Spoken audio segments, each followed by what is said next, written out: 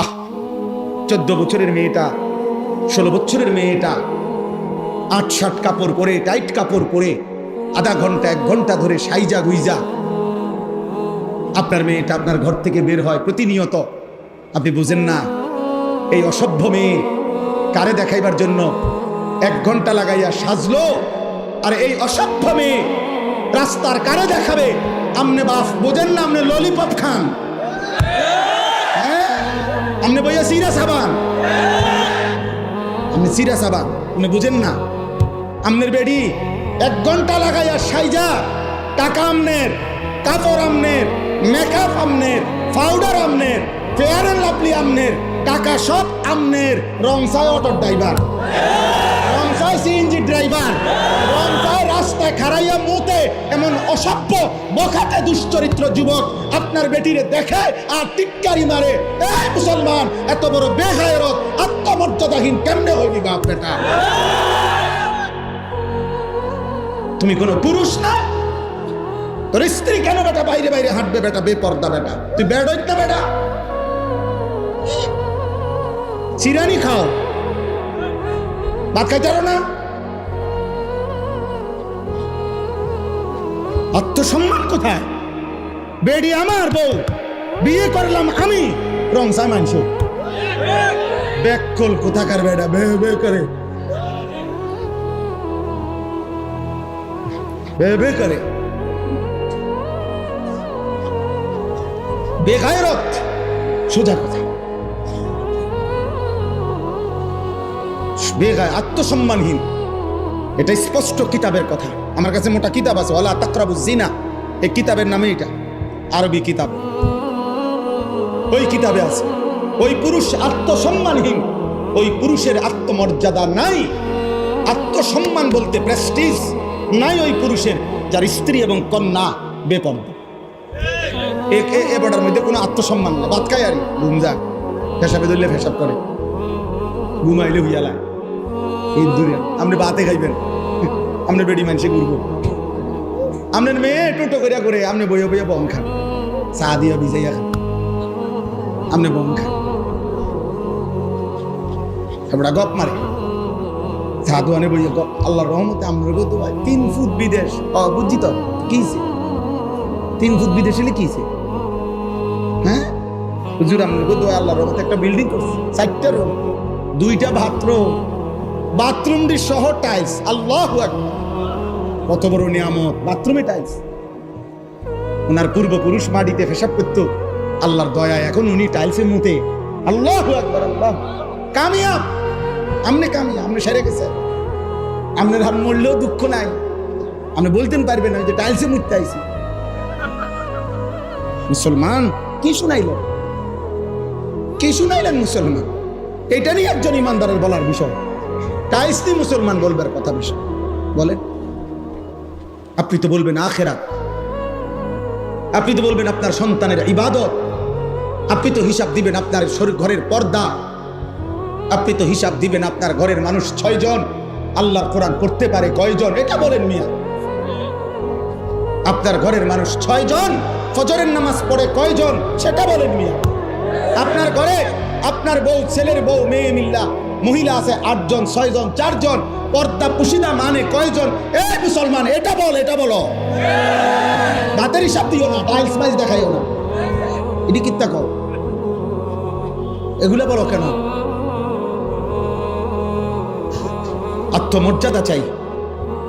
রাসূলুল্লাহ সাল্লাল্লাহু আলাইহি ওয়াসাল্লামের একজন বিখ্যাত সাহাবী সাদ ইবনে উবাদা, নবীজির সাহাবী, মদিনার আনসারদের সর্দার ছিলেন তিনি। সাদ ইবনে উবাদা, উনি একদিন সাহাবাদের এরকম মজমায় নবীজি বসা, শুধু ফুকু কামড়া, আচ্ছা কামড়া না, কিছু করেন না। সাদ ইবনে উবাদা এই সাহাবী বলতেছিলেন, ইয়া রাসূলুল্লাহ সাল্লাল্লাহু আলাইহি ওয়াসাল্লাম, লাউ রাআইতু রাজুলান মা ইমরাআতি লা দারাবতুহু বিসাইফ।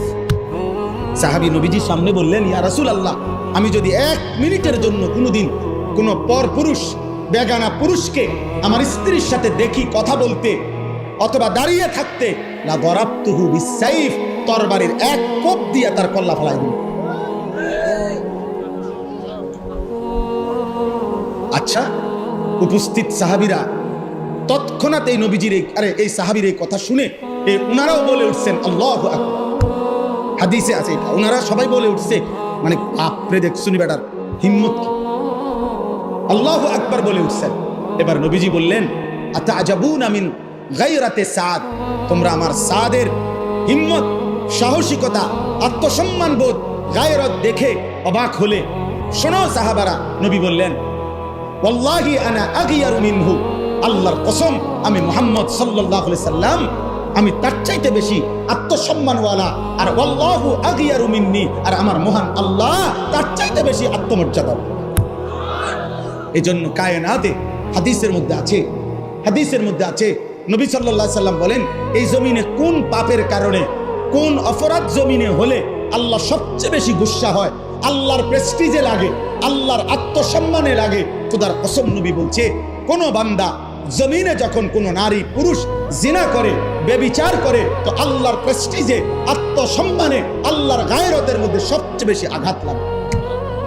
মালিক আমার বেশি গুসা হয়, মালিক আমার বেশি রাগ হয়। এই জন্য গুসার কারণে নবী বলছেন, আল্লাহই তো বিধান, এই জন্য বলছে, বন্ধু বন্ধু ওই জিনা করলো, ও ব্যভিচার করলো আমার জমিনে, ওরে খাওয়াইলাম আমি, ওরে পড়াইলাম আমি, এত বড় কায়নাত দিয়ে আমি তাকে লালন পালন করছি, ওরে আমি বলছি তার জন্য আমি হালাল বিবাহের ব্যবস্থা রাখছি, ওরে আমি বলছি তার স্ত্রী আমি ব্যবস্থা করেছি, ওর যৌন চাহিদা আমি আল্লাহ দিয়েছি, ওই নারী আমি সৃষ্টি করেছি, এই পুরুষ আমি সৃষ্টি করেছি, শাহওয়াত আমি সৃষ্টি করেছি, লজ্জাস্থানের চাহিদা আমি সৃষ্টি করেছি, এত কিছু আমার দেওয়া, ও আমার জমিনে আমার দেওয়া জিনিস পেয়ে নাফরমানি করলো। আল্লাহর নবীকে আল্লাহ বলছে, বন্ধু খবর লাগান, এটা যদি বিবাহিত পুরুষ এবং নারী হয়, এই জিনাকার পাথর মাইরা ফেলেন, পাথর মারে জাগাত পরে আমি বিচার করবো, আবার পরে আখিরাতে। এখন ওয়ালিয়াশহাদ আযাবাহুমা তাইফাতুম মিনাল মুমিনিন, সমস্ত এরকম মজমায় ইমানদার মানুষের সামনে খোলা ময়দানে ওপেন প্রকাশ্যে পাথর মাইরা ওগুলার মাইরা ফেলেন। আর অবিবাহিত পুরুষ নারী হলে 100 করে চামড়ার বেত্রাঘাত করেন, যেন এক এক বাড়িতে 100 বছর মনে থাকে। কেন এত? ইসলামী শরীয়তে এর চাইতে কঠোর কোনো শাস্তি নেই, তাফসীরে আছে, চাইতে কঠিন কোনো শাস্তি নেই। ইসলামী হুকুমত, ইসলামী খেলাফতের এটা জিম্মাদার।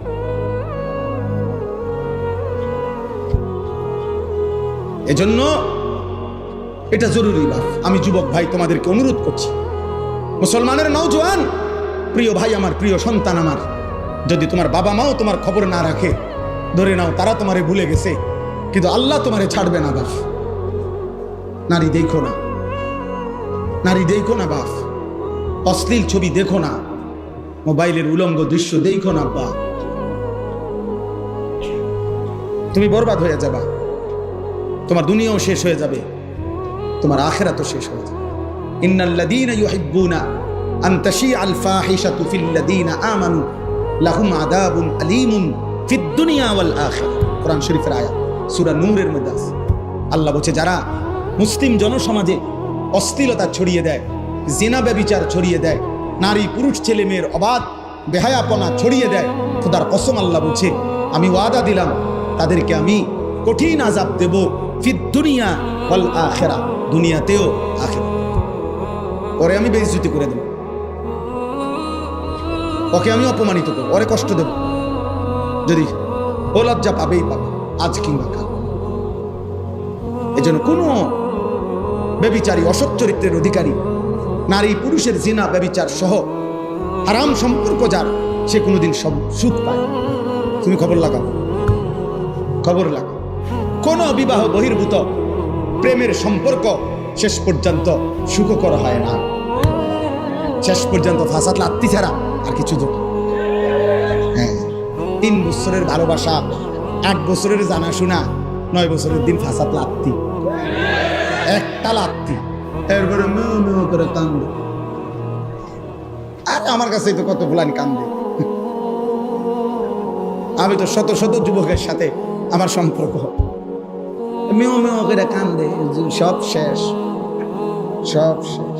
এখন আমি হাফ প্যান্ট, যৌবনের ক্ষমতাও নাই, কোমরের ক্ষমতাও নাই, শারীরিক সক্ষমতাও নাই, আখিরাতও নাই। নাউযুবিল্লাহ, নাউযুবিল্লাহ। আল্লাহ হেফাজত করে, আল্লাহ হেফাজত করেন ভাইয়া। আখলাকের হেফাজত, আখলাকের হেফাজত, আখলাকের হেফাজত।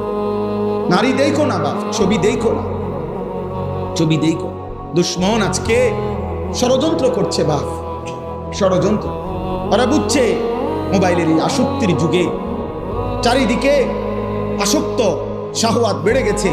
শেষ পর্যন্ত দুশ্মন ষড়যন্ত্রের অংশ হিসাবে, ষড়যন্ত্রের অংশ হিসাবে আজকে পরিকল্পিতভাবে, সুনির্দিষ্টভাবে হিন্দু যুবক অসংখ্য যারা মুসলিম মেয়েদের সাথে হারাম প্রেমের সম্পর্ক গড়ে তাদেরকে বেইজ্জতি করছে, ধর্ষণ করছে, ব্যভিচার করছে, ইমানদার বোনকে শেষ পর্যন্ত লাঞ্ছিত করছে। ওরা জানে প্রেমের সস্তা অফার দিলেই কাজ হয়ে যাবে। দোস্ত আমার, বন্ধু আমার, অতএব দয়া করে সুকৌশলে এই কথা প্রচার করা হচ্ছে যে প্রেমের কাছে, ভালোবাসার সামনে ধর্ম টেনে আনা ঠিক না। সবার উপরে মানুষ সত্য, প্রেম সত্য, ভালোবাসা সত্য।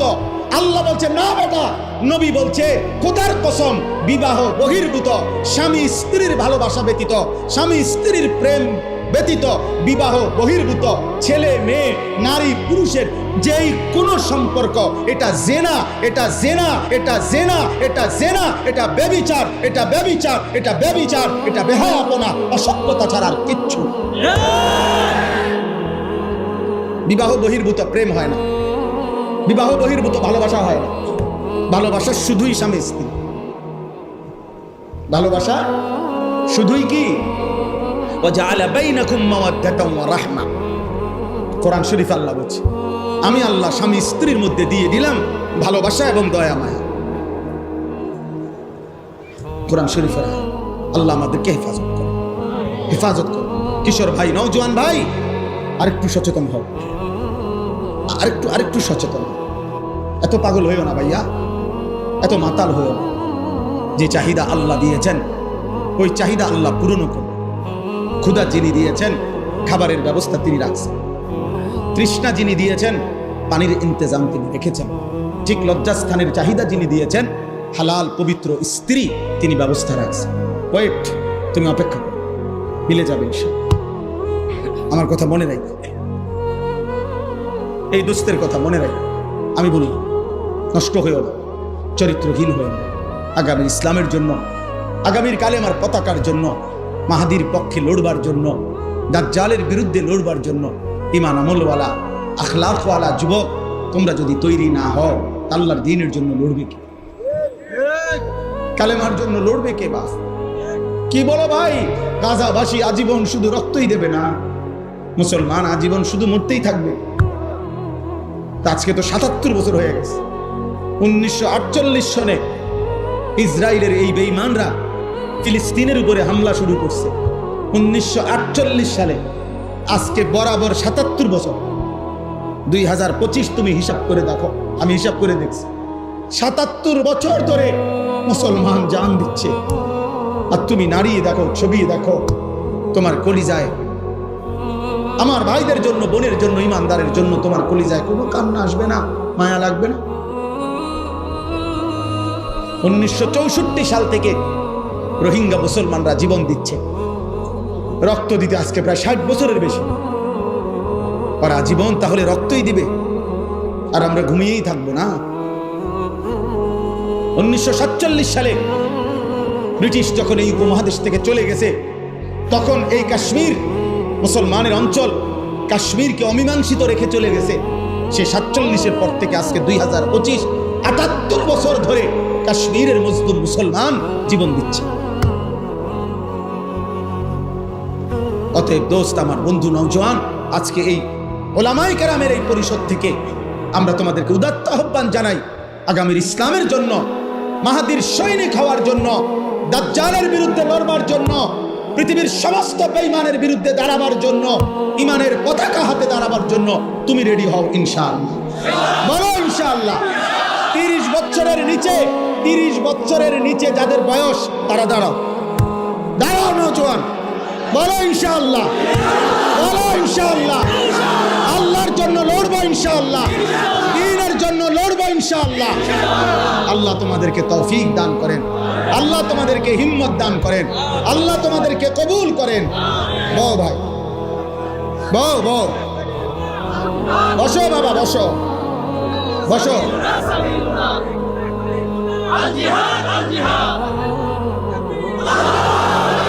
পৃথিবীতে কোনো কালে কোনো খ্রিস্টান, কোনো ইহুদি, কোনো হিন্দু এই পৃথিবীর ইতিহাসে শেষ পর্যন্ত মুসলমানদের সাথে চূড়ান্ত জিহাদে, চূড়ান্ত লড়াইয়ে কোনোদিনও চূড়ান্ত বিজয় শেষ পর্যন্ত টিকতে পারে নাই। গত 2 বছরে একটানা ইসরায়েলের বেঈমানরা গাজার মুসলমানদের উপরে জুলুম করে ৭৫,০০০ মুসলমানকে শহীদ করেছে। গাজার মাটির সবগুলো ভবন সমান করে দিছে। মজলুম মুসলমান একটা রুটির জন্য শত মাইল হাঁটছে। এত অভুক্ত, এত রক্ত, এত জান বিলিয়ে দেওয়ার পরেও আল্লাহর কসম, মুজাহিদিন যারা, গাজার মুজাহিদ, হামাসের মুজাহিদরা 1 সেকেন্ডের জন্য তাদের হিম্মত কমে নাই। তারা এখন আবার তারা মাটির উপরে আছে। আবার মুজাহিদ থামে না, ইসলাম ডোবে না, সূর্য কখনো চূড়ান্ত ডোবে না। এখানে বাংলাদেশে যদিও সূর্য ডুবে গেছে, পৃথিবীর সব জায়গায় কিন্তু সূর্য ডোবে নাই, কোথাও সূর্য উঠছে। বুঝেন নাই? পৃথিবীতে একই সময় রাত হয় না, পৃথিবীতে একই সময় সূর্য ডোবে না। এখানে সূর্য ডুবলে অন্য কোথাও সূর্য ওঠে। আল্লাহর কসম, ইসলাম এমন এক সূর্য যেটা কোথাও যদি কোনো কারণে সাময়িক কিছুক্ষণের জন্য পর্যদুস্ত হয়, কিন্তু অন্য জায়গায় তৎক্ষণাৎ ইমানের সূর্য, ইসলামের সূর্য ঝলঝল করে উঠতে থাকে। এজন্য গাজার মুসলমান যদিও রক্ত দিচ্ছে, আফগানের মুসলমান কালেমার পতাকা উড়াচ্ছে। একই মুহূর্তে পৃথিবীতে গাজাবাসী রক্তে লাল, আফগানে ইমানের পতাকা উঠছে। মুসলমান হারে নাই, ইমানদার হারে নাই।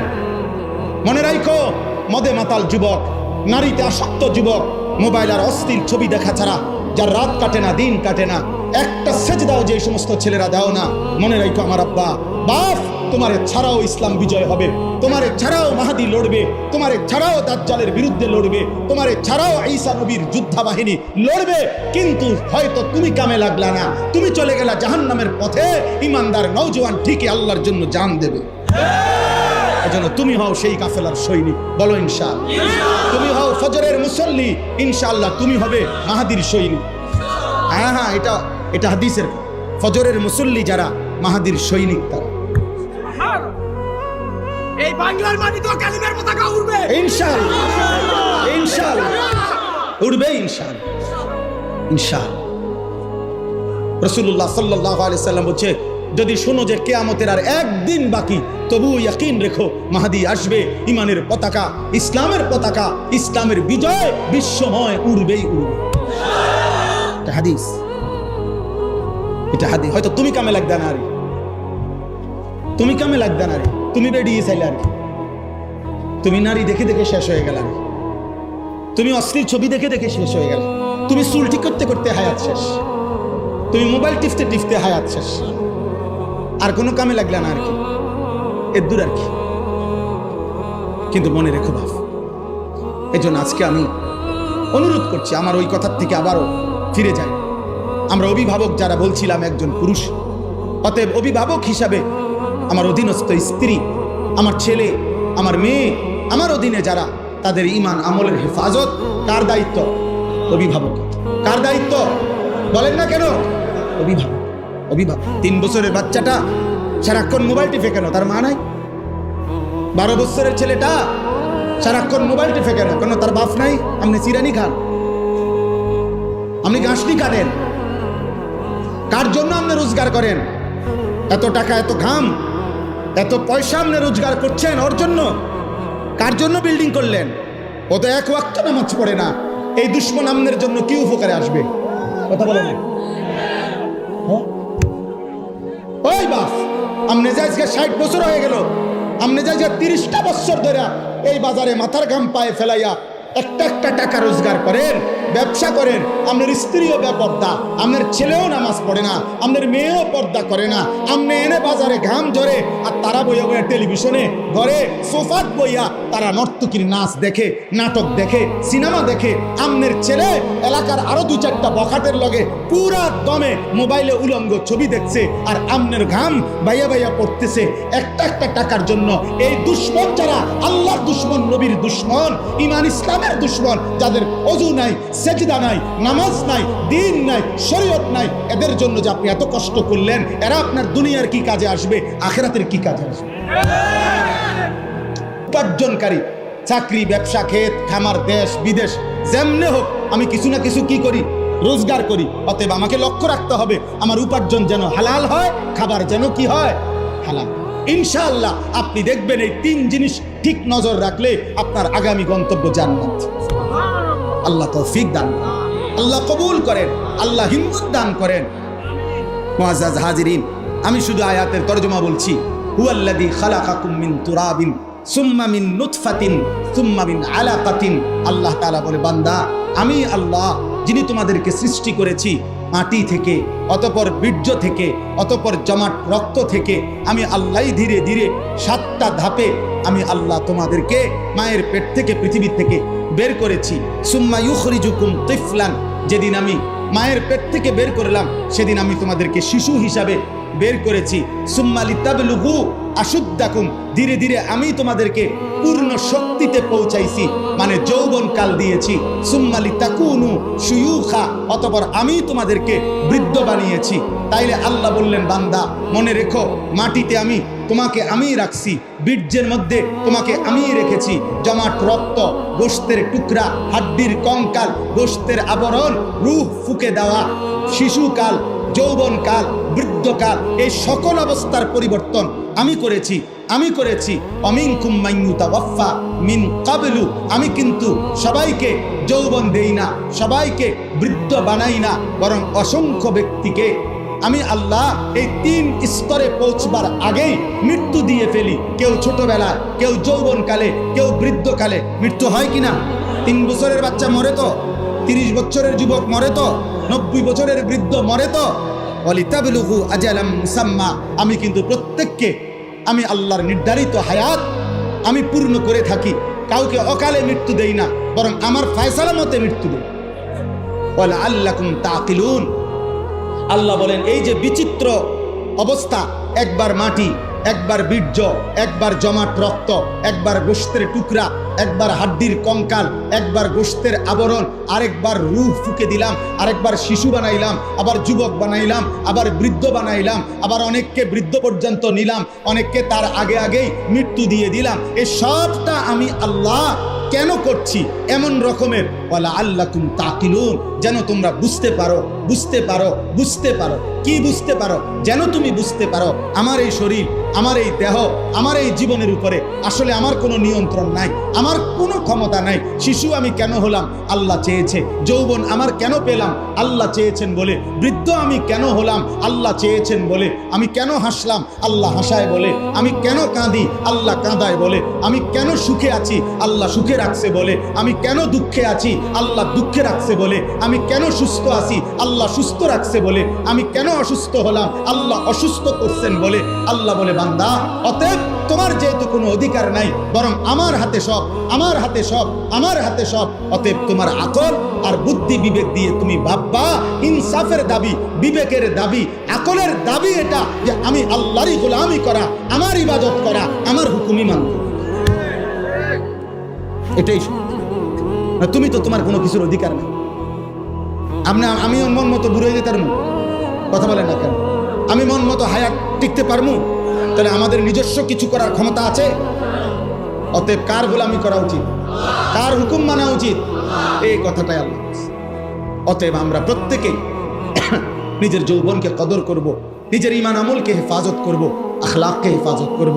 আজকের এই তিতাস উপজেলা উলামা পরিষদের এই বর্ণাঢ্য আয়োজন আল্লাহ বরকত দান করেন, আল্লাহ তাআলা কবুল করেন। আল্লাহ তাআলা এই নওজোয়ান সহ উলামায়ে কেরাম সকলকে ঈমান আমলের হিম্মত দান করেন, আমিন। পুরা মঞ্চ আলোকিত করে হযরত শ্রদ্ধেয় উলামায়ে কেরাম দুই পাশে ভরপুর, আলহামদুলিল্লাহ। নিচেও বহু উলামায়ে কেরাম আছে, অনেক মসজিদের ইমাম সাহেবগণ আছে, এখানে স্টেজের মধ্যে অগণিত আলেম আছেন, আলহামদুলিল্লাহ। নিঃসন্দেহে এটা একটা মুবারক মজলিস, কোনো সন্দেহ নেই। এজন্য দোস্ত, সবাই যদি আমরা ওলামায়ে কেরামের দিকে তাকায়া থাকি তো ইনশাআল্লাহ চোখের বরকতে, নজরের বরকতে নিজের ঈমান আমলের ফায়দা হবে, আখিরাতের ফায়দা হবে। যুগ যুগ ধরে এটা পরীক্ষিত কথা যে বুজুর্গানে দ্বীন ওলামায়ে কেরাম আল্লাহওয়ালাগণ বলছেন, মানুষের জীবন সবচেয়ে বেশি পরিবর্তন হয়, আখিরাতমুখী হয়, গুনাহ থেকে বাঁচার হিম্মত তৈরি হয়, নেক আমলের প্রেরণা তৈরি হয় সবচেয়ে বেশি আল্লাহওয়ালা, বুজুর্গ, হক্কানি, রব্বানি, মুত্তাকি, ওলামা, আহলুল্লাহ, আউলিয়া, বুজুর্গানে দ্বীনের নজরের বরকত, চোখের বরকত। এই আসা যাওয়া, ওনাদের সামনে বসা, ওনাদের দিকে তাকিয়ে থাকা এবং ওনারাও আপনার দিকে তাকানো, এই নজরের বরকতে জিন্দেগি বদলায়, জীবন বদলায়। কারো জনপ্রিয়তা দিয়ে কারো কিচ্ছু আসে যায় না। জনপ্রিয়তা এটা এক ধরনের ধোঁকা। দুনিয়া যেহেতু পুরাটাই আল্লাহ বলছে ধোঁকা, তো এখানের এই জনপ্রিয়তা এগুলোরও ধোঁকা। আমাল হায়াতুদ দুনিয়া ইল্লা মাতাউল গুরুর, আল্লাহ তাআলা বলছেন দুনিয়ার জীবন ধোঁকা, ধোঁকা। এজন্য জনপ্রিয়তা দিয়ে কোনো কিছু আসে যায়, শুধু শুধু হই হুল্লোড় হাঙ্গামা করার কিচ্ছু নাই। আমারে যদি মনে করেন 1 কোটি মানুষ চিনে, আমার কবর রাজা মাফ কর, তাহলে আমি এটা কি করব? আমি এই পরিচিতি দিয়ে কি করব? আমারে যদি 10 কোটি মানুষও চিনে, আপনাদের কারো কবর রাজা মাফ কর, তাহলে আপনাদের কি লাভ? আমারে না চিনে আপনাকে কি, আপনাদের কি অর্জন? এতে আমারে চিনলে আপনার লাভ কি? আপনার লাফান কি? এই জন্য দোস্ত, এই সমস্ত জনপ্রিয়তা দিয়ে বক্তারও কোনো লাভ নাই, শ্রোতারও কোনো লাভ, বরং ঈমান আমলের ভিত্তিতে আমাদের উভয়ের লাভ। সেজদা দিলে আমারও লাভ, শ্রোতারও লাভ। একটা গুনাহ ছেড়ে দিলে আমারও লাভ, শ্রোতারও লাভ। আল্লাহ তাআলার এক এক হুকুমের গোলামি করলে আমারও লাভ, শ্রোতারও লাভ। ইমামেরও লাভ, মুসল্লিরও লাভ, পীর সাহেবেরও লাভ, মুরিদ সাহেবেরও লাভ। এই জন্য মূল বিষয় তো এটাই, তাকওয়া। সমস্ত মুমিনের কাছে আল্লাহ তাআলা চেয়েছেন ইত্তাকুল্লাহ, তাকওয়া চেয়েছেন। বারবার কোরআনুল কারীমের মধ্যে আল্লাহ তাআলা এটা বলছেন, ইয়া আইয়ুহাল্লাযীনা আমানুত্তাকুল্লাহ ইত্তাকুল্লাহ ইত্তাকুল্লাহ ইত্তাকুল্লাহ। হে মুমিন, তাকওয়া অবলম্বন করো, তাকওয়া অবলম্বন করো, তাকওয়া অবলম্বন। তাহলে সমস্ত মুমিনের কাছে আল্লাহর চাওয়া তাকওয়া। কি বলে? তাকওয়া। আমার কাছেও এটা আল্লাহ চাইছে, আপনার কাছেও এটাই চাইছে। হে ঈমানদারগণ, এর মধ্যে আমিও অন্তর্ভুক্ত, আপনারাও অন্তর্ভুক্ত, ওনারাও অন্তর্ভুক্ত, আমরা সকলেই অন্তর্ভুক্ত। অতএব আল্লাহ তাআলা আমাদের সকলের কাছে চেয়েছেন তাকওয়া, ইত্তাকুল্লাহ। তাকওয়া কি? তাকওয়া 2 জিনিস, তারকুল মুনকারাত, ফি'লুল খায়রাত। সমস্ত গুনাহ ছেড়ে দেওয়া, সমস্ত আদেশ পালন করা, এরই নাম তাকওয়া। অথবা তাফসীরের মধ্যে এভাবে আছে, তাকওয়া মানে কি? আইয়ুতাআ ফালা ইউসা, সর্বদা আল্লাহ তাআলার আনুগত্য করতে থাকা, কখনোই আল্লাহর বিরুদ্ধাচরণ, নাফরমানি না করা, গুনাহ না করা। আইয়ুশকারা ফালা ইউকফার, সর্বদা আল্লাহ তাআলার শুকর আদায় করতে থাকা, কখনোই আল্লাহ তাআলার অকৃতজ্ঞ না হওয়া, এটা তাকওয়া। আইয়ুযকারা ফালা ইউনসা, সর্বদা আল্লাহ তাআলাকে স্মরণ করতে থাকা, আল্লাহ তাআলার জিকির করতে থাকা, আল্লাহকে ভুলে না যাওয়া। এই 3 জিনিসকে তাকওয়া বলে। অথবা এই প্রথম যেটা বললাম, ওই 2 জিনিসকে তাকওয়া, একই কথা। গুনাহ ছেড়ে দেওয়া, আল্লাহ তাআলার আদেশ পালন করা। এই জন্য দোস্ত, এটা বহুত জরুরি বিষয়। আমাদের প্রত্যেকের বিবেক অনুভূতি জাগানোর দরকার। মোবাইল হাতে ধরে রাখলে মনোযোগ হয় না, এটা আমার তাজরিবা, অভিজ্ঞতা।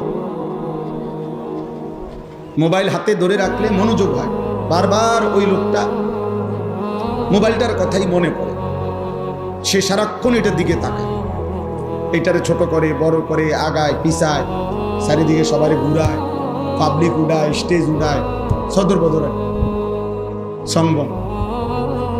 এরপরে জিগাইবেন যে কি বললো হুজুর, যা বললো এই যে মোবাইলে আছে দেখেন তো, আপনি কি শুনছেন হেটা না বললো বলবে না আমি তো কিছু শুনি না, শুনছে তো মোবাইলে, আমি তো শুধু ঘুরাইছি এটা। এই জন্য এটা উপকার হয়। হাকিমুল উম্মত মুজাদ্দিদুল মিল্লাত হযরত মাওলানা শাহ আশরাফ আলী থানভী নব্বরাল্লাহু মারকাদাহু হযরত বলছেন, মানুষের অন্তর, মানুষের দিল একই মুহূর্তে দুই জিনিস ভাবতে পারে না। এটা মনোবিজ্ঞানের কথা। এক মুহূর্তে মানুষ দুইটা ভাবতে পারে না, একটাকে সরাইয়া আরেকটা ভাবতে হয়। এজন্য কারো দিলের মধ্যে যদি এই মুহূর্তে মোবাইলের কল্পনা থাকে তো নিজের কল্পনা আসবে না, নিজের ঈমান আমলের অনুভূতি জাগবে না। অথচ আমাদের উচিত সর্বপ্রথম জিম্মাদারি আমাদের নিজের ঈমান আমলের ফিকির করা।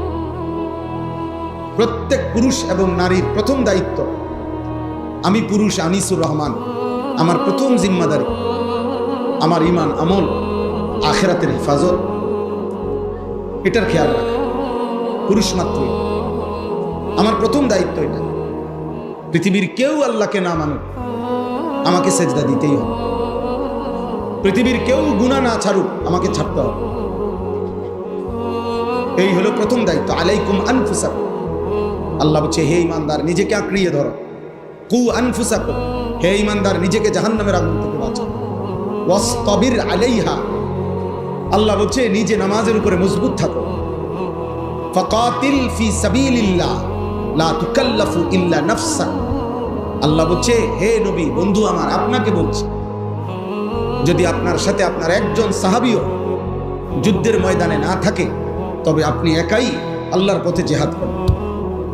ফাকাতিল, সূরা নিসার আয়াত, এক বচনের শব্দ, ওয়াহিদে মুজাক্কারে হাজির, এবং বলছে লা তুকাল্লাফু ইল্লা নাফসাকা, সর্বশেষ এই পৃথিবীর কারো ব্যাপারে যদি আপনি জবাবদিহি করতে নাও হয়, আপনি কিন্তু নিজের ব্যাপারে জবাবদিহি করতে হবে। নবীজিকে বলছে, নবীকে, রাসূলুল্লাহ সাল্লাল্লাহু আলাইহি সাল্লামকে আল্লাহ বলছে বন্ধু আপনার হিসাব দিতে হবে। আপনি আপনার নিজের উপরে, আপনি আল্লাহর হুকুমের আদিষ্ট মুকাল্লাফ। নবীজি সাল্লাল্লাহু আলাইহি সাল্লামের জীবনে একটি যুদ্ধে, হুনাইনের যুদ্ধ, অষ্টম হিজরিতে মক্কা বিজয়ের পরে নবীজি সাল্লাল্লাহু আলাইহি ওয়াসাল্লাম এই যুদ্ধটি করেছিলেন। ওই যুদ্ধে 12,000 সাহাবী নবীজির সাথে ছিল, কাফের ছিল মাত্র 4,000।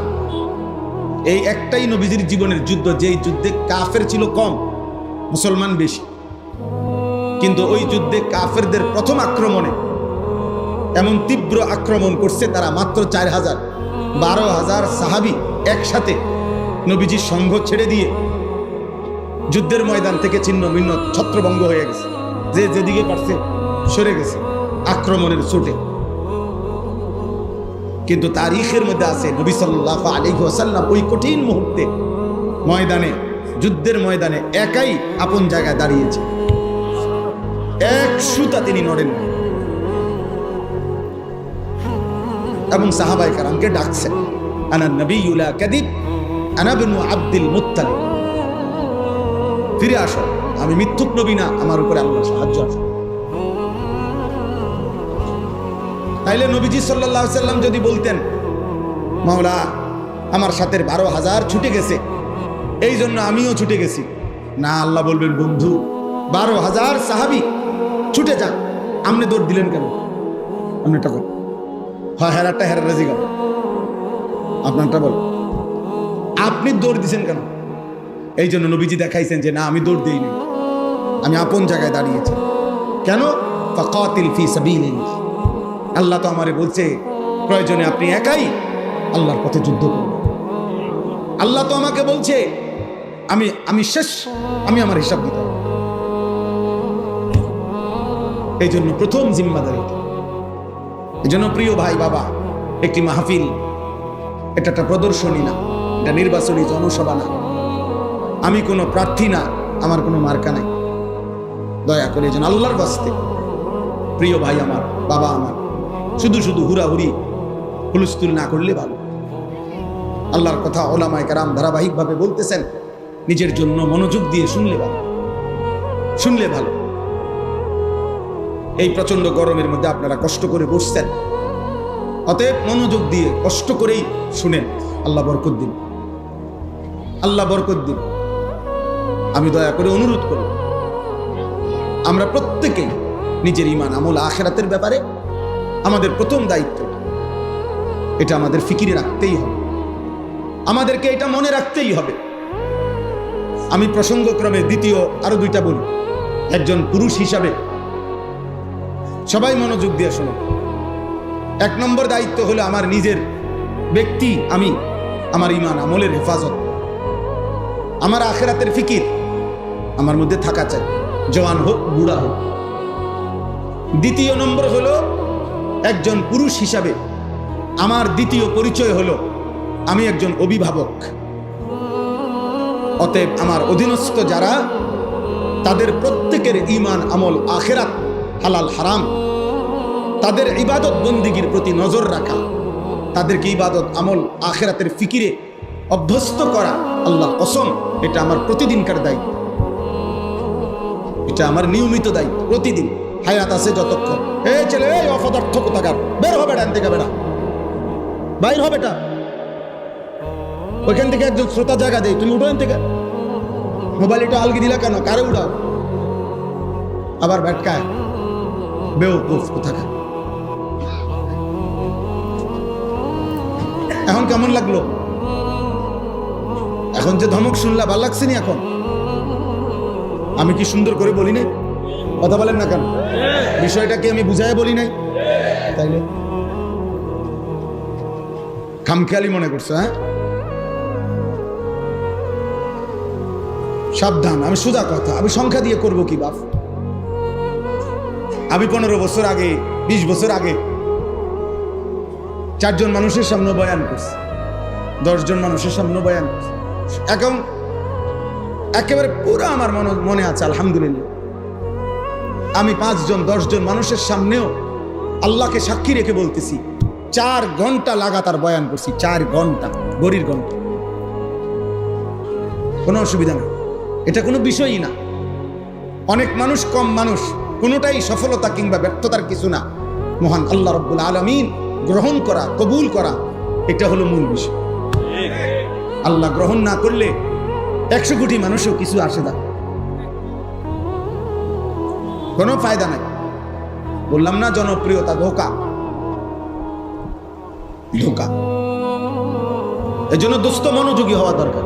সাফ কথা, যত মানুষ আলহামদুলিল্লাহ মনোযোগী হয় আল্লাহর কথার প্রতি, মসজিদের ইমাম সাহেবের বয়ানের প্রতি, কোন উলামায়ে কেরামের কথার প্রতি, যেই লোকটাই চোখ দিয়া তাকাইয়া আন্তরিকভাবে মনোযোগ দিয়ে শুনে, ধীরে ধীরে তার জিন্দেগির পরিবর্তন হয়, জীবন বদল। ইমাম সাহেবের কথাতে বদলাবে বেটা না, সারা দেশের জনপ্রিয় হুজুর হইতে হবে এটা কোনো জরুরি না। হেদায়েতের জন্য, আল্লাহর দয়া হওয়ার জন্য আপনার মসজিদের ইমাম সাহেবের বয়ানই যথেষ্ট। রাসূলুল্লাহ সাল্লাল্লাহু আলাইহি ওয়াসাল্লাম ইমামের জন্য খোদ নবী নিজে দোয়া করছেন, আল্লাহুম্মা রশিদিল আইম্মা, আল্লাহ ইমামকে আপনি সঠিক পথ দেখান, কারণ তার পিছনে অনুসরণকারী অনেক। একজন ইমামকে যদি আপনি জান্নাতের পথ, সঠিক পথ দেখান, তাহলে তার পিছনে তার অনুসারীরাও জান্নাতের পথ পেয়ে যাবে। নবীজি দোয়া করছেন ইমামের জন্য। নবীজি ইমামের মর্যাদা তুলে ধরছেন, আল ইমামু দামিনুন, ইমাম জামিন। একজন ইমাম একটি মহল্লার জামিন। জামিন মানে কি? কোন আসামিকে উকিল, অ্যাডভোকেট কোর্টে জামিন করায়, জামিন করায় না, এ মানে কি? মানে হলো এই বিচারপতি, ম্যাজিস্ট্রেট এই উকিলের তত্ত্বাবধানে এই আসামিকে ছাড়ছে, বুঝাইছে আমনে জামিন। অর্থাৎ এই বেটা যদি বাইকে যায়, কোর্টে যদি হাজিরা ঠিক মতো না দেয়, এই সকল বিষয়ে আমনে দায়ভার, আমনে জবাব দিবে, আমনে হিসাব দিতে হবে, আমনের হাতে, আমনের জামিনে তারে ছাড়লাম, এইটারে কয় জামিন। অ্যাডভোকেট সাহেব জিম্মাদারি নিচ্ছে আর কি, আমি এবারে আমার দায়িত্বে নিলাম, ছেড়ে দেন তারে, আমি যতদিন শুনানি চলে বা প্রয়োজন হয় হাজিরাত দিন আমি আনবো। তাহলে উনি জিম্মাদার, জামিন, এইটারে কয় জামিন, আসামির জামিন হয়েছে, মানে ওই উকিল সাহেব জামিন হয়েছে। ঠিক আল্লাহ নবী সাল্লাল্লাহু আলাইহি ওয়াসাল্লাম যেন বললেন, একটি মসজিদের ইমাম, মহল্লার ইমাম, একজন আলেমে দ্বীন, ওই মহল্লাবাসীর ঈমান আমল আখিরাতের জামিন। যেন বললেন যে আমি আপনাদের আখিরাত পরকাল ঈমান আমল এর দায়িত্ব নিলাম যে ইনশাআল্লাহ আমি আপনাদেরকে আখিরাতের রাস্তা, জান্নাতের রাস্তা সঠিকভাবে দেখাবো। অনেক বড় জিম্মাদার। ইন্নামা জুইলাল ইমামু লিউতাম্মা বিহি, নবী সাল্লাল্লাহু আলাইহি সাল্লাম বলেন, নিশ্চয় ইমামকে বানানো হয়েছে যেন মুসল্লিগণ, অনুসারীগণ তাকে অনুসরণ করে, এই জন্য অনুসরণ করে। এবং এখান থেকে শ্রদ্ধেয় উলামায়ে কেরাম যারা আইম্মায়ে হাজরাত, আপনাদেরও জিম্মাদার, আপনারা এই পরিমাণ নিজের ঈমান আমলের দিকে, চলাফেরার দিকে আমিও আপনিও নজর রাখবেন, যেহেতু আমাদের দিকে মানুষ তাকিয়ে থাকে, আমাদের থেকেই মানুষ শিখতে থাকে। আজকে একজন আলেমে দ্বীন, আমি মুত্তাকি আল্লাহওয়ালা একজন আলেম, আমাদের সুদর্ণপুর মাদ্রাসায় আমার শায়েখ আরিফ বিল্লাহ হাকিমুন নফস আল্লামা মুফতি মুশতাকুন নবী কাসিমি হযরত দামাত বারাকাতুহুমের ইসলাহি মজলিস, আজকে আমি সেখান থেকে আসছি। তো ওইখানে আসরের নামাজের পরে মিম্বরের সামনে অনেক তো সব সাথী বসা, আমিও বসা, একজন আল্লাহওয়ালা আলেমে দ্বীন। তো উনি পানি খাইতে চাইছে, পানির কোনো গ্লাস নাই, কিন্তু 2 লিটারের পানির বোতল আছে, এরকম বড় বোতল, ওই যে ফ্রেশ বা মাম পানির বোতল আছে। একজন ওইটা ওনার হাতে আগায় দিছে, কিন্তু উনি ওটার থেকে পানি এমনি খাচ্ছে না, ওই যে না গ্লাস কষ্ট করে আইনা দেন। তাই বললাম কষ্ট করে খান। কারণ উনি একটা সুন্দর আমারে সবক দিছে, মৌলানা আমি এমনি এই পুরা বোতল থেকে এমনি পানি খাইলে এই মানুষগুলো সব দেখবে, আর এটা তাদের জন্য উত্তম মেসেজ হবে, সুন্দর আখলাক হবে, পানি খাওয়ার সুন্নত তরিকা হবে। আমার খুব আশ্চর্য লাগে মৌলানা সাহেব কি পরিমাণ নজর রাখছে। ছোট্ট হোক বিষয়টা, কিন্তু এটা সবক কিনা, এজন্য আহলুল্লাহদের সাথে চললে ফিরলে, উঠা বসা করলে, উলামায়ে কেরামের সাথে, মুত্তাকিদের সাথে জীবনে ছোট্ট ছোট্ট অনেক বিষয় শেখা যায়, ছোট্ট বিষয় শেখা যায়। আল্লাহ আমাদেরকে বুঝার তৌফিক দান করেন। অতএব আমরা বললাম যে আমি একজন অভিভাবক, এই কথাটা আমি ছিলাম, হলো এখান থেকে চলে গেছি। আমি পুরুষ, আমি আনিস, আমার দ্বিতীয় পরিচয় হলো আমি একজন অভিভাবক। অতএব আমার অধীনে যারা, তাদের ঈমান আমল আখিরাতের ব্যাপারে শতভাগ নজরদারি করা, চেষ্টা করা, এটা আমার মৃত্যু পর্যন্ত দায়িত্ব। হুজুর বলছি 2 দিন, বলছি মনে 200 বার বলছি, হয়তো 200 বার বলার পরে আর বলার দরকার নাই, এই অনুমতি আপনারা কে দিল? হুজুর বিশ্বাস করেন, তার মনে হয় যে 2টা বছর বুঝাইছি না, শেষে বুঝছিতে আর নামাজ পড়তো না, অতএব এখন ছেড়ে দিছি। কারে জিগায় ছেড়ে দিছেন? আপনার মেম্বারের সিদ্ধান্ত দিছে নাকি? আপনার চেয়ারম্যানে বলছে নাকি যে আর কইও না, 2 বছর পরে চেয়ারম্যান সে কয় এটা নিয়ম না, ছেড়ে দেওয়ার কোনো সুযোগ। আমার অধীনস্থদের, আমার নিজের ঈমান আমল, আমার আখিরাতের ফিকির, আমার গুনাহ থেকে বাঁচার চেষ্টা, আমার নেক আমল করার চেষ্টা অব্যাহত রাখা, এটা আমার কোন দিন পর্যন্ত দায়িত্ব? হাত্তা ইয়াতিয়াকাল ইয়াকিন, মৃত্যু আসা পর্যন্ত আমার এটা দায়িত্ব। হুবহু আমার অধীনস্থদের ঈমান আমল আখিরাত, পাক নাফাক, হালাল হারাম, ইবাদত বন্দিগি নজর রাখা, খোদার কসম এটাও আমার মৃত্যু পর্যন্ত না, আমার অধীনস্থ। আচ্ছা আমি আমারটা বুঝাই, আমার অধীনস্থ যেমন, আমি একটা উদাহরণ দিলে আপনারা বুঝবেন। যেমন আমি আনিসুর রহমান, আমার অধীনস্থ কারা? আমার একজন স্ত্রী আছে, বিবি, সে আমি তার জিম্মাদার, আমার অধীনে সে। 2, আমার 4টা ছেলে মেয়ে আছে, আমার 4জন ছেলে মেয়ে, ওরা আমার অধীনে, আমি তাদের অভিভাবক।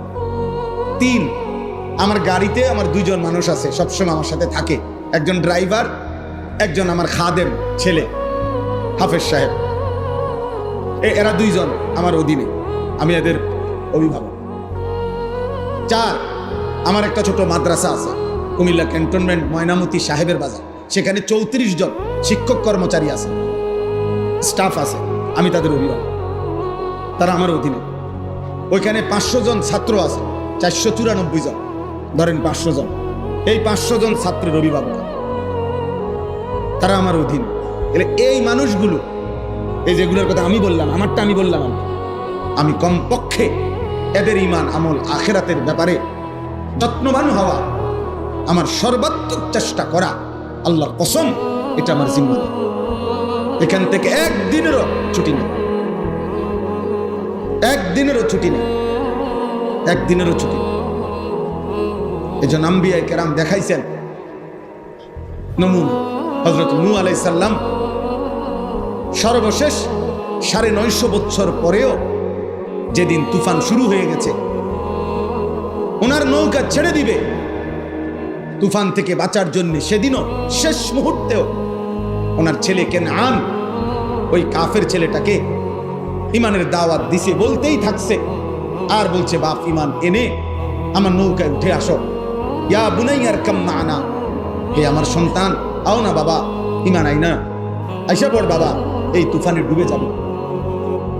নূহ আলাইহিস সালামের ছেলে বলছে, না বা আমি ইমানও আনবো না, তোমার নৌকাতে উঠবো না। নূহ আলাইহিস সালাম বলছে, তুমি তো তুফানে ডুবে যাবা বাবা।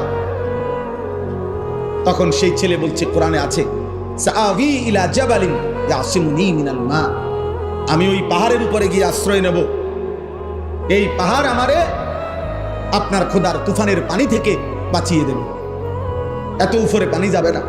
নাউযুবিল্লাহ। হযরত নূহ আলাইহিস সালাম তখনও অধৈর্য হন নাই, উনি আবারও বলছে, লা আসিমাল ইয়াউমা মিন আমরিল্লাহ, এই বাপ, আজকে মহান আল্লাহর এই ফয়সালা থেকে কেউ বাঁচাইতে পারবে না, পাহাড়ও না, জঙ্গলও না, হিমালয় পর্বত না, পারবি না রে বাপ, বাঁচতে পারবি। ছেলেকে হাত ধরছে, টানতেছে, বাপ আয় না, ডুবে যাবি বাপ, ঈমান আন, নৌকায় আয়। আল্লাহ বলেন, ওয়াহালা বাইনাহুমাল মাউজ ফাকানা মিনাল মুগরাকিন। আল্লাহ বলেন, এই টানাটানির মুহূর্তে বাপ টানে ঈমানের দিকে, সন্তান ছুটে যাচ্ছে কুফরির দিকে, এই অবস্থায় একটা তুফানের ঢেউ আসছে, এক ধাক্কা দিছে ঢেউ, এই ধাক্কায় বাপ আর পুতের হাতের বাঁধন জীবনের তলে ছুটে গেছে, ফাকানা মিনাল মুগরাকিন। অতঃপর ধীরে ধীরে ছেলেটি ডুবে গেছে, কিন্তু তিনি শেষ মুহূর্ত পর্যন্ত সন্তানকে বাঁচাইতে চেষ্টা করছে। কোরআনুল কারীমের মধ্যে আছে, হযরত ইয়াকুব আলাইহিস সালাম, ইয়াকুব নবী ইন্তেকালের পূর্ব মুহূর্তেও ওনার সন্তানদেরকে একত্র করে চারপাশে এনে জিজ্ঞেস করছেন, আম কুনতুম শুহাদা is হাদারা Yakub Al Maut is ক্বালা লিবানিহি মা তা'বুদুনা মিন বা'দি। কোরআন শরীফের আয়াত কিনা? আল্লাহ বলেন, স্মরণ করেন ইয়াকুব নবীর মৃত্যুর সময়ের সেই কথা, যখন তিনি তার সন্তানদেরকে মৃত্যুর মুহূর্তে জিজ্ঞেস করছেন, হে আমার সন্তানরা, তোমরা আমার 12টা ছেলে, তো আমি পৃথিবীর থেকে চলে যাচ্ছি, আমি শেষ শুনতে চাই আমার পরে তোমরা কার ইবাদত করো। ক্বালু না'বুদু ইলাহাকা ওয়া ইলাহা আবাইকা। ছেলেরা এক বাক্যে বলছে, আপনি ঘাবড়াবেন না বাবা, আমরা আপনার মৃত্যুর পরেও আপনার এবং আপনার পূর্বপুরুষ ইব্রাহিম, ইসমাইল, ইসহাক, আপনার পূর্বপুরুষ উনাদের যিনি রব ইলাহ, সেই মহান আল্লাহ, আমরা তার গোলামি করতে পারি। ইয়াকুব আলাইহিস সালাম তখন নিশ্চিন্ত হলেন, এরপরে ইন্তেকাল করলেন। আজ মুসলমানের মা বাপ এতটুকু বুঝ যদি বুঝতেন, আমার সমাজ অনেক সুন্দর হতো, আমার ঘর অনেক সুন্দর হতো, অনেক সুন্দর হতো। এতটুকু আপনারা বুঝলেন না। আপনারা মনে করছেন স্ত্রী সন্তানের জন্য আপনার দায়িত্ব ঘর, বিল্ডিং, দালান, সোফা, ফার্নিচার, খাট, পালং, বাজার, সদাই, ফর্ম ফিল আপ, রেজিস্ট্রেশন, বিদেশের টাকা, বাজারের ভিটি, জমি কিনা দেওয়া, বিল্ডিং সাজিয়ে দেওয়া, এরই নাম হচ্ছে বাবার দায়িত্ব। না রে বাপ, কোরআন কারীমে আল্লাহ বলছে ওয়া'মুর আহলাকা বিস-সালাহ, তুমি তোমার পরিবারের সদস্যদেরকে নামাজের আদেশ করো, নামাজের আদেশ করো।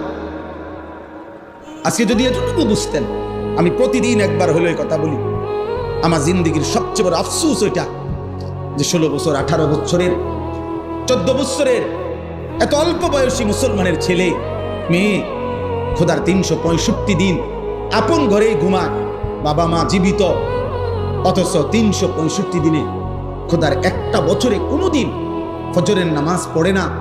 আহা, বাবা মা জীবিত, মুসলমানের সন্তান এত বড় নিকৃষ্ট কিভাবে হয়? আর মুসলমানের বাবা এই গাফেল কেমনে হয়? ওই বাপ, তুমি এত বড় গাফেল কেমনে হইলা? তোমার সন্তান একটা দিনও ফজরের নামাজ পড়বে না,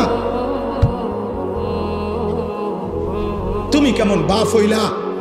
আর এটা কেমন সন্তান? বলো না বাপ, বলো না সন্তান,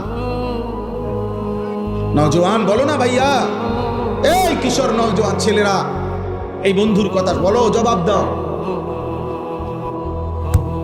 365 দিনে খোদার এক বছরে যে কোনো দিন 5 ওয়াক্ত নামাজ পড়লা না, তুমি মানুষের বাচ্চা? এই হাইওয়ান, মুসলমানের বাচ্চা তো নিকৃষ্ট হয় বেটা।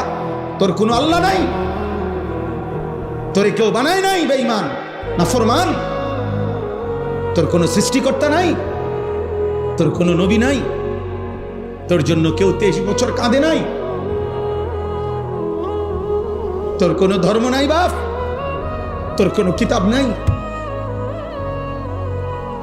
তোমাকে কোথাও ফিরতে হবে না? কি ভাবছেন জিন্দেগি মানে কি? ভাত তরকারি, পেশাব পায়খানা, মোবাইল, নারী, ছবি, খাতা বালিশ আর দোকানদারি, আর বন আর বিড়ি, চার বিস্কুট, পেঁয়াজু আর আলু সব, আপেল আর মালটা, এরই নাম জীবন? খালাস, এরই নাম জিন্দেগি? বলো না বাপ। এজন্য অভিভাবক হিসাবে আপনারা প্রত্যেকের কাছে আমার অনুরোধ, আপনারা যারা স্ত্রীর স্বামী, আপনারা যারা সন্তানের বাবা, আপনাদের দায়িত্ব আপনার স্ত্রীর ঈমান আমলের হেফাজত করা। আপনার দায়িত্ব খোদার কসম আপনার ছেলে মেয়ের ঈমান আমলের হেফাজত করা। নবীজি সাল্লাল্লাহু আলাইহি ওয়াসাল্লাম বলেছেন, হাদিস, ইজা আইকাযার রাজুলু আহলাহু ওয়া সাল্লা বিহিম জামিআন কুতিবা ফিদ যাকিরিন আল্লাহ কাসীরান ওয়াদ যাকিরাত। সুবহানাল্লাহ। নবীজি বলেন, কোন পুরুষ যদি তার পরিবারের সকল সদস্যকে ফজরের নামাজের জন্য জাগিয়ে দেয়, অতঃপর ফজরের নামাজ সবাই আদায় করে, যারা ঘরে পড়ার ঘরে পড়লো মহিলা, যারা মসজিদের জামাতে পড়ার জামাতে পড়লো, খোদার কসম নবী বলছে আল্লাহ গোটা ফ্যামিলিকে আল্লাহ তাআলা তার বেশি বেশি জিকিরকারী বান্দা এবং বান্দির তালিকায় এই ফ্যামিলির সকলের নাম উঠায়।